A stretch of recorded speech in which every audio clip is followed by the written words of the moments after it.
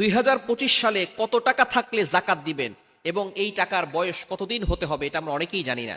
2025 সালে আপনার কাছে যদি 70 থেকে 80,000 টাকা থাকে তাহলে আপনার উপরে জাকাত ফরজ হবে এবং এই টাকার বয়স 1 বছর অতিবাহিত হতে হবে।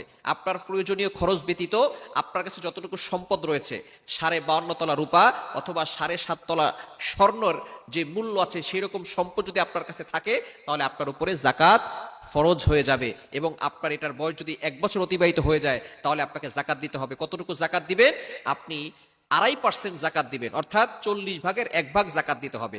আপনার ঘরে যদি স্বর্ণ থাকে 1 ভরি এবং টাকা থাকে নগদ, সেটা যদি আপনার কাছে 50,000 টাকা থাকে তাহলে 1 ভরি স্বর্ণের যে মূল্য আছে এই মূল্য এবং 50,000 টাকা যোগ করে যতটুকু হবে তার 40 ভাগের 1 ভাগ জাকাত দিয়ে দিতে হবে। এজন্য অবশ্যই আমরা 2025 সালে যাদের কাছে 70 থেকে 80,000 টাকা আছে তারাই আমরা জাকাত দিয়ে দিব এবং হিসাব করে জাকাত দিব।